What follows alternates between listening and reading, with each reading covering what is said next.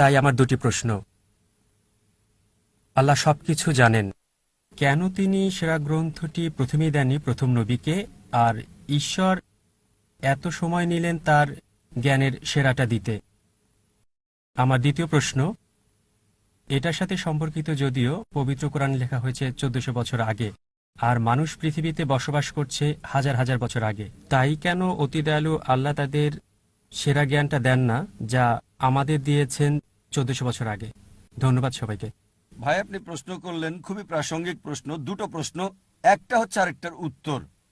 আপনি বললেন যে কেন আল্লাহ সুবহানাহু ওয়া তাআলা এই চূড়ান্ত বার্তা দিলেন 1400 বছর আগে, প্রথম মানুষ থেকে কেন দেননি? আর দ্বিতীয় অংশ একই প্রশ্নের উত্তর, যে 1400 বছর আগে যে লোকজন ছিল তাদের ব্যাপারে কি হবে? তারা কোরআন থেকে বঞ্চিত। আল্লাহ যদি অতি দয়ালু, অতি মহান, অতি ক্ষমাশীল হন, তাহলে 1400 বছর আগের লোকজন কি বঞ্চিত হয়নি? খুবই ভালো প্রশ্ন করেছেন।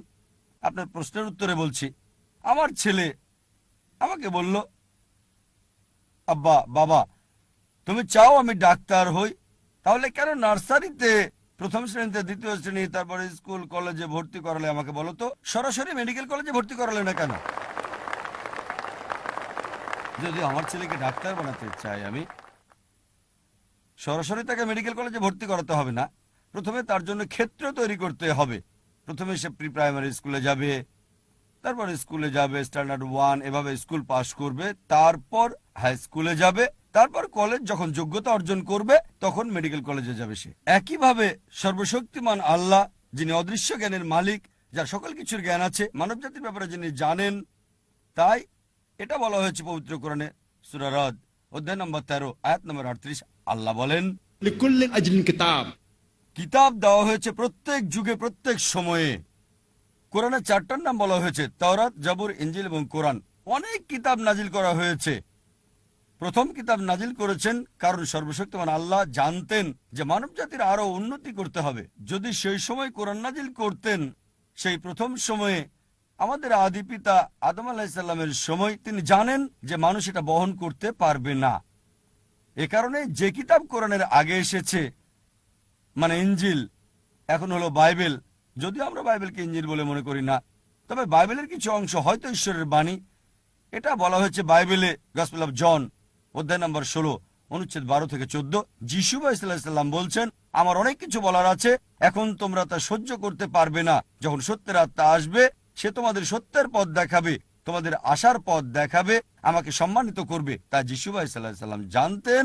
তারপরও তিনি বলেছেন তোমরা তা সহ্য করতে পারবে না, এজন্যই সর্বশেষ এবং চূড়ান্ত নবী আসবে, সে তোমাদের আশার পথ দেখাবে। এভাবে সর্বশক্তিমান আল্লাহ ভালোভাবেই জানতেন কোন সময়টা সর্বশেষ ও চূড়ান্ত বার্তা কোরআন নাজিলের উপযুক্ত সময়, আর সেটা ছিল 1400 বছর আগে।